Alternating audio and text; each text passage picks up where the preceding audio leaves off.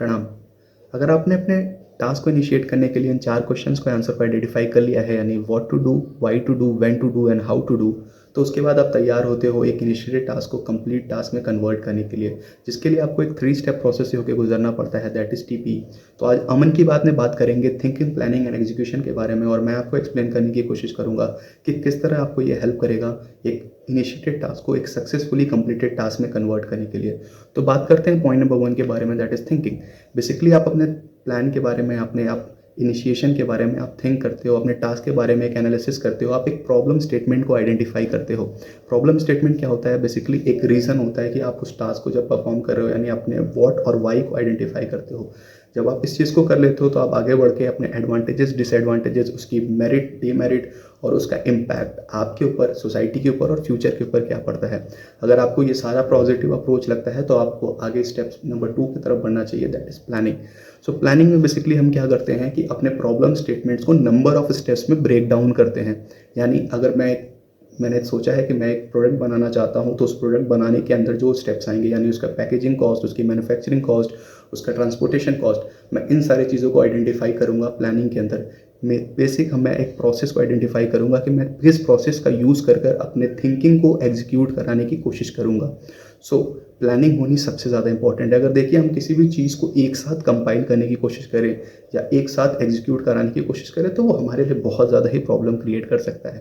तो इसीलिए हमें किसी भी चीज़ को प्लानिंग के हिसाब से चलना चाहिए, यानी चेक पॉइंट बना के चलना चाहिए। अगर हमारे सारे चेक पॉइंट टिक होते हैं तो हम बढ़ते हैं अपने थर्ड पॉइंट की तरफ, दैट इज़ एग्जीक्यूशन।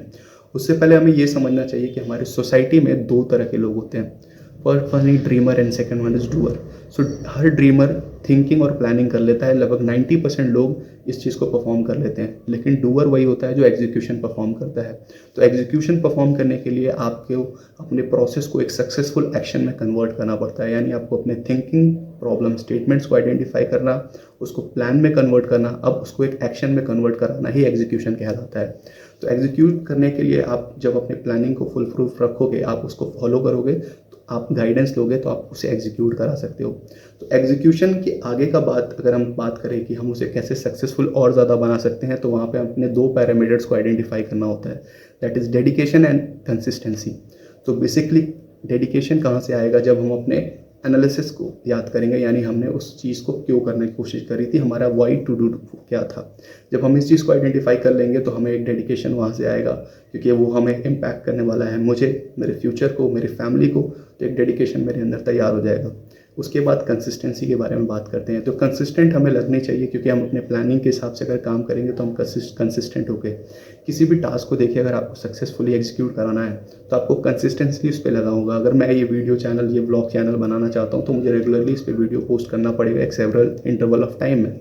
अगर मैं गैप करने की कोशिश करूँ, कंसिस्टेंट ना रहूँ, तो मेरा कोई मतलब नहीं बनता, ना ये मुझे कोई ऐड ऑन वैल्यू देगा, ना कोई आपको ऐड ऑन वैल्यू देगा। तो इसके लिए हमें तैयार रहना चाहिए कि ताकि हम अपने टास्क के लिए डेडिकेटेड रहें और कंसिस्टेंट रहें, और इस तरीके से हम थिंकिंग, प्लानिंग एंड एग्जीक्यूशन का इस्तेमाल करके एक डेडिकेशन और कंसिस्टेंसी के साथ अपने एक इनिशिएटेड टास्क को सक्सेसफुली टास्क में कन्वर्ट कर सकते हैं। So thank you so much.